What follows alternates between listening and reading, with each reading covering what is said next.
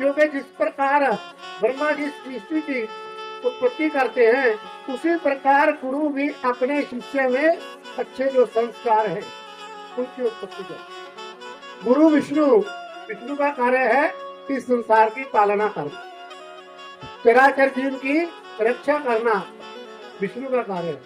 और गुरु का कार्य क्या है कि गुरु अपने तेज से जो बालक में सद्गुण दिए हैं उनकी रक्षा। जो गुरु बारंबार अपने शिष्य को उपदेश नहीं देता, सन्मार्ग नहीं दिखाता, उनके जो संस्कार है उनकी रक्षा नहीं करता, ऐसे गुरु को भी छोड़ दिया। गुरुर्देवो महेश्वर, गुरु को महेश्वर कहा गया, क्योंकि महेश्वर का जो कार्य है वह है संहार करना। उसी प्रकार जो गुरु का कार्य है वह दोषों से निवृत्ति करना। जो बालक में दोष है, भले ही वो आलस्य है, वह जल्दी न उठना, कार्य को दीर्घता से करना, एक कार्य के लिए बहुत समय लगा देना, ऐसे जो दोष है उनका जो निवारण करे, ऐसे गुरु को शंकर कहा गया। गुरु साक्षात परब्रह्म, जो परब्रह्म है वह ज्योति पुंज है। उसी प्रकार जो गुरुदेव होते हैं वे हमारे लिए ज्ञान का समुद्र कहे, ज्ञान का समूह कहे गए हैं। इसलिए जो ऐसे गुरु हैं उनको नमस्कार करना। जो ब्राह्मण है का अधिकार है ब्राह्मणों अभ्यागतो गुरु। जो सारे जगत का गुरु है उसे ब्राह्मण कहा गया है, लेकिन जो अभ्यागत है वह ब्राह्मण का गुरु था। अब जो अश्वत्थामा थे वह गुरुपुत्र थे, लेकिन जो आचार था वह विकृत था। शास्त्र कहते हैं मत्तम प्रमत्तम अनुमत्तम, जो मत होता है पागल, उन्मत्त होता है जिसकी बुद्धि ना हो, प्रमत्त इसमें शराब नहीं रखी। और साथ में कहते हैं सुतम बालम स्त्रियम जरम, सोए हुए को, बालक को, जड़ मग्न मूर्ख को और स्त्री को, प्रपन्नम विरथम, जो शरण में आ जाए, जो किसी की शरण में आ जाए कि हे प्रभु मेरा सर्वस्व आपका है। आजकल हम आरती करते, सभी करते हैं, परमात्मा का क्या देते हैं, ओम जय जगदीश हरे, सब कुछ अपने लिए मांगते हैं।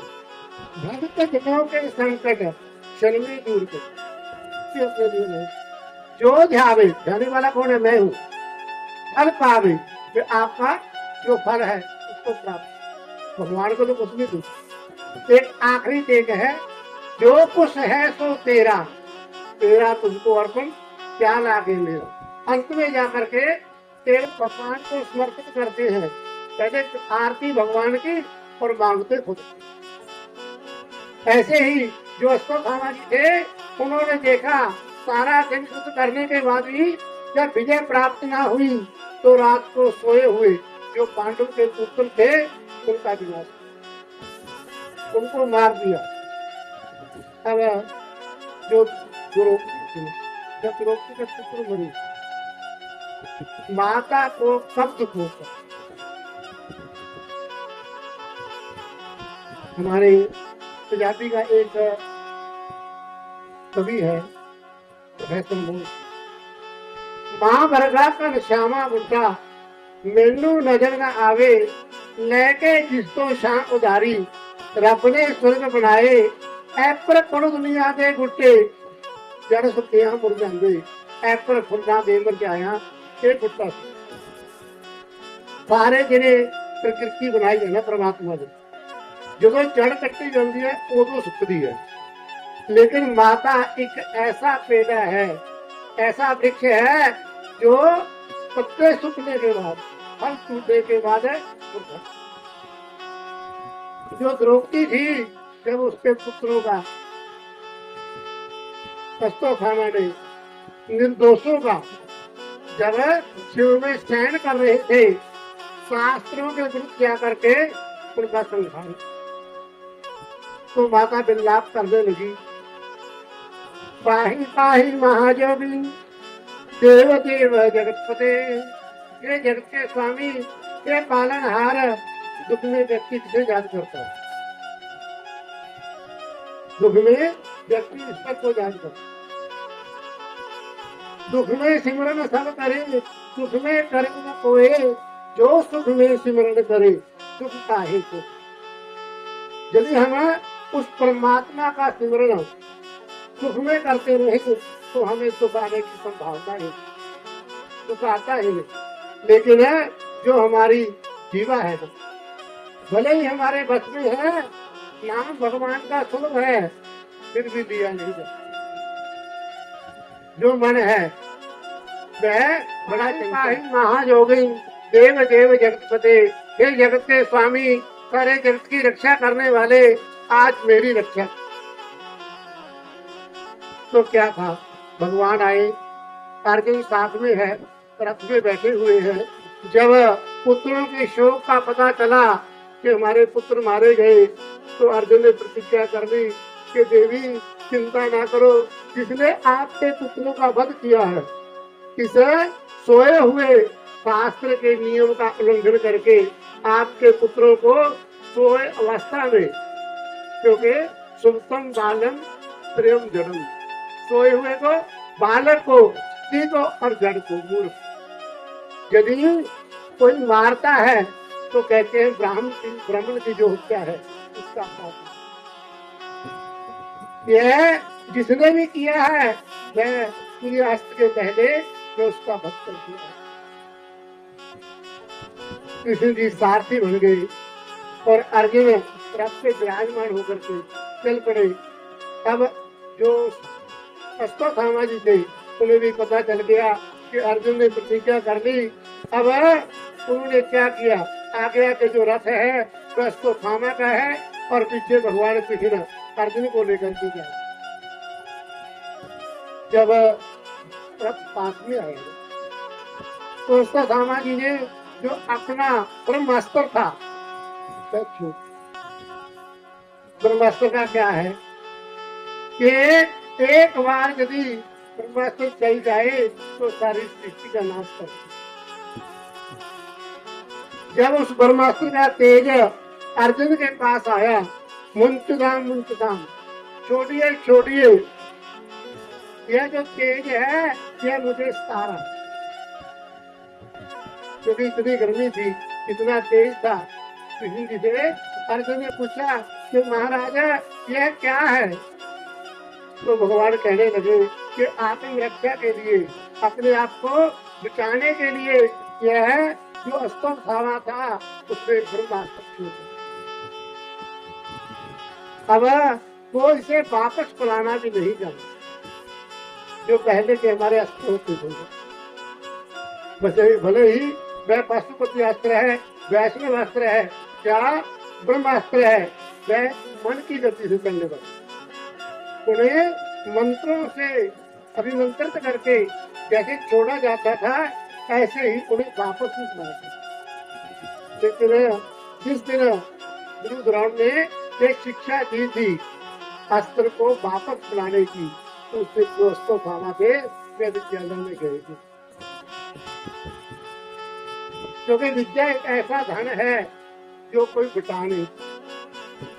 यदि आपके पास संपत्ति है, घर है, पैसा है, तो उनमें जो भाई बहन है वे उसका हिस्सा बता।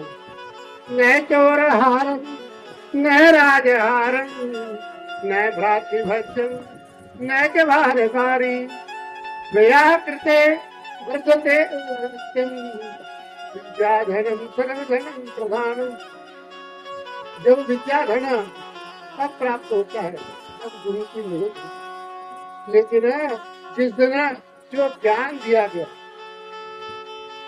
जो ब्रह्मास्त्र को वापस बुलाने की शिक्षा थी, जब वह दी गई, उस समय जो अश्वत्थामा थे वह विद्याधर ही है।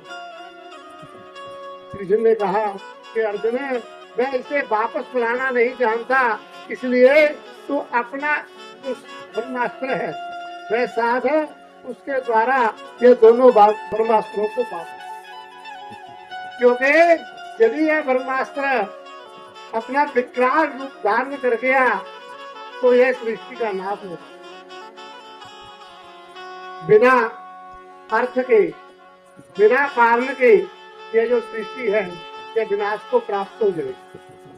अर्जुन ने अपना जो ब्रह्मास्त्र साधा, दोनों ब्रह्मास्त्रों के बीच में वेद व्यास जी आगे उन्होंने उपदेश दिया कि इन्हें वापस बुलाओ।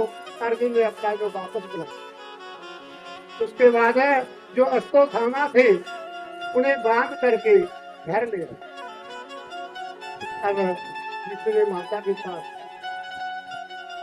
लेकर के आए, द्रौपदी को कहा कि देवी ये लोग जो तुम्हारा अपराधी है इसे जैसा चाहो वैसा दंड दे। तो क्या अब माता की चिंता, शास्त्रों में कहा गया है जो आतताई है उसे मार देना चाहिए। जो दूसरे को कष्ट देता है, दुख देता है, उसे संहार करने का कोई कोशिश। लेकिन वहीं पर शास्त्रों ने कहा है कि जो ब्राह्मण है उसकी हत्या नहीं करनी। भगवान कृष्ण ने अर्जुन को उपदेश दिया कि मेरे जो दोनों वचन हैं कि ब्राह्मण की रक्षा करो और आप पाइका करो। अर्जुन समझ गए। उन्होंने क्या किया, अपना जो बाण था उसके अग्रभाग से जो मस्तक में मणि थी वह निकाल,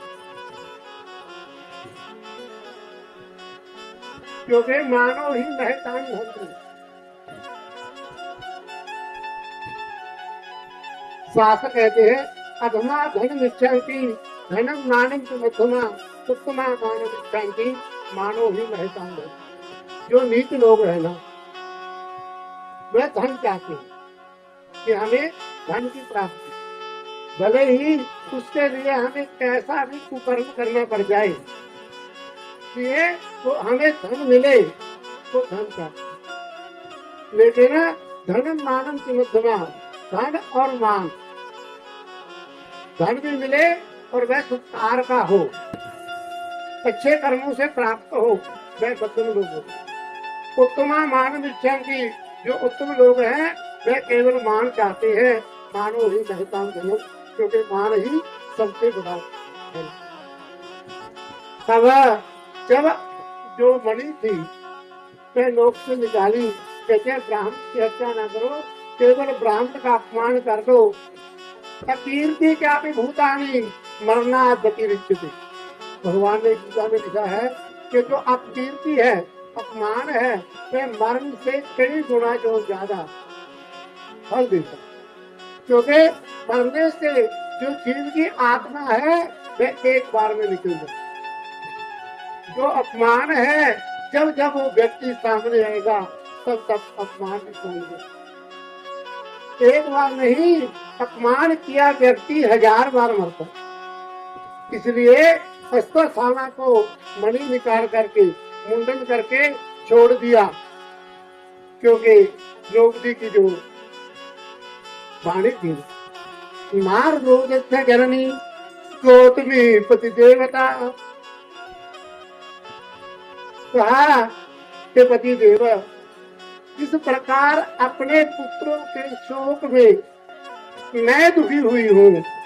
मुझे पता है कि पुत्रों के मरने से जो हृदय है वह फट जाता है, उसी प्रकार जो इसकी माता गौतमी है ना वह मार रोदस्य पत्नी जननी गौतमी पति देवता, वह गौतमी है जो वह। तो अर्जुन ने मणि निकाल के अपमान करके अश्वत्थामा को छुआ। अब अश्वत्थामा फिर भी जो मन का द्वेष है, क्योंकि जो दुष्ट होता है ना उसकी एक विशेषता है कि वो अपनी दुष्टता छोड़ता है। वैसे तो जो सद्गुण और दुर्गुण है वह स्वाभाविक है। कहते हैं कि एक बार एक साधु नदी पर चल रहा था और उस नदी में एक जो बिच्छू था वह डूब रहा। संतों का स्वभाव है कि दूसरे की रक्षा। उन्होंने सोचा कि यदि ये पानी में रहा, नदी में चला गया तो यह डूब जाएगा, इसकी मृत्यु हो जाएगी। उन्होंने अपना हाथ निकाला, बिच्छू को हाथ में रख के बाहर निकाला। जब बाहर निकालने लगे तो बिच्छू ने डंक मार दिया तो फिर ठीक है। जब ऐसी घटना 3-4 बार हो गई, पास में मेरे वर्गा एक मूर्ख व्यक्ति खड़ा था। उसने कहा कि महाराज आप इसे क्यों निकालते हो, डूबने दो। आप इसे निकालते हो, यह आपसे डंक मारता है। तो संत कहने लगे कि भैया ये बताओ कि डंक क्यों मारता है। कहते महाराज इसका स्वभाव है डंक मारना। तो संतों ने कहा जब एक छोटा सा जीव अपना स्वभाव नहीं बदल सकता तो मैं अपना परोपकारी स्वभाव कैसे बदल दूं। बोलिए तो मैं अपना परोपकारी स्वभाव कैसे बदल दूं। ऐसे ही जो अश्वत्थामा था दुष्ट स्वभाव का। उन्होंने क्या देखा कि पांडवों के पुत्र द्रौपदी के पुत्र तो मर गए। अब क्या था, जो उत्तरा थी ना अभिमन्यु की पत्नी, वो गर्भवती। उसके दिमाग में आया कि यदि उस गर्भ को नष्ट कर दिया जाए तो क्या है कि पांडवों का वंश ही नाश हो जाएगा। वो विष्णु भगवान की। अब उसने अपना ब्रह्मास्त्र उत्तरा के पेट में छू। अब उत्तरा के पेट में जब ब्रह्मास्त्र गया, उसके तेज से जो पीड़ा थी वह होने लगी। तो इधर जो भगवान थे वह द्वारका जाने के लिए प्रस्थान करने का विचार कर। अब द्वारका में जिसमें रस्ते बैठने लगे तो वहां से पाही पाही महायोगी देव देव जगतपते, हे जग के स्वामी मेरी रक्षा करो, मेरी रक्षा करो। दौड़ती हुई जो उत्तरा थी वह भगवान के पास। भगवान भी जान गए कि जो अश्वत्थामा था इसने अपना जो ब्रह्मास्त्र था उसको उत्तरा के पेट में लाया। अब भगवान ने अपना सूक्ष्म रूप बना करके जो उत्तरा थी उसके पेट में प्रवेश किया। सुदर्शन से जो ब्रह्मास्त्र था उसको शांत किया। तो जो बालक था वह मरा। तेज के कारण, ग्रहण के कारण वो मर चुका। भगवान ने दर्शन दे करके उसे जीवित किया। पूरा इच्छितम जेन सात्विक। पहले ही भगवान को देख लिया है जिसने। इच्छित होता है देखना। पूरा मैंने पहले अर्थात गर्भ में ही जिसने भगवान को देख लिया उसका नाम था